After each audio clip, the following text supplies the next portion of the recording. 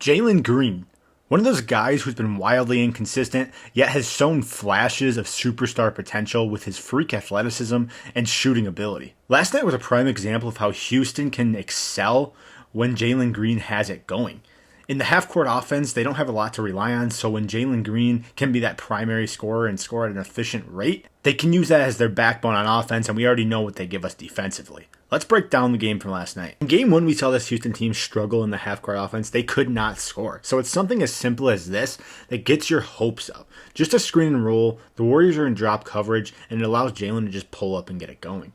If he can stay consistent from this three-point range, they're going to have something to rely on, and it changes the whole aspect of this offense for Houston. Houston is at their best in transition because of the athletes that they have. Jalen blows by Moody here, and that forces Draymond to come up with help. And with Amin Thompson in the dunker spot, he can just slip to the rim and get the easy dish for the dunk.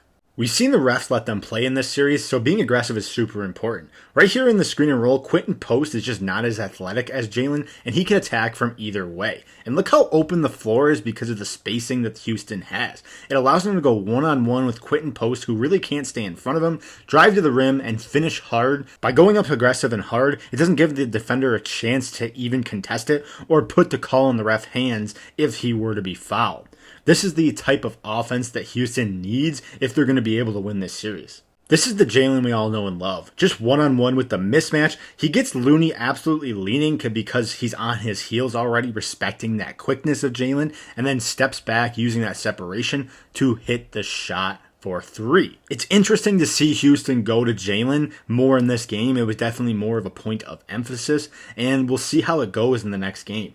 They set this high screen and roll so Jalen has room to work, and he's just going to go downhill hard and read these two defenders. Instead here, he notices Hield's out of position, and he can't recover in time with his quick stop on a dime, and then the step back is already there to create more separation. Once he gets going, he's able to hit these shots more efficiently. He's a very streaky shooter, but when he's on, he's definitely on. On this DHO, again, it's just picking on mismatches. Quentin Post has seemed to be that guy just because he can't keep up with Jalen. In this position, Jalen can do quite a bit of things. He could just blow by him with his speed and get to the paint, or read Post as he's in drop coverage and see if he keeps backpedaling to pull up in that mid-range area.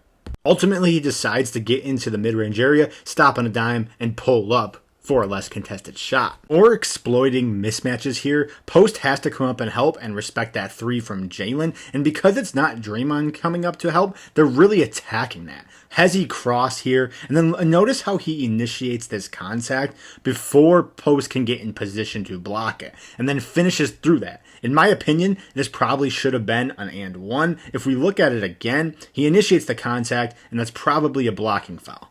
The Warriors desperately wanted to get stopped, so they went zone here, and you can tell they went 3-2. And then this is just easily broken by getting the ball to the middle. Sengun dives to the middle, they get it there, and then that just allows Jalen Green to spot up, and he's already going good, so he's hitting this three pretty easily. When Jalen's able to score, especially from the three-point line, it opens up so many opportunities for this team.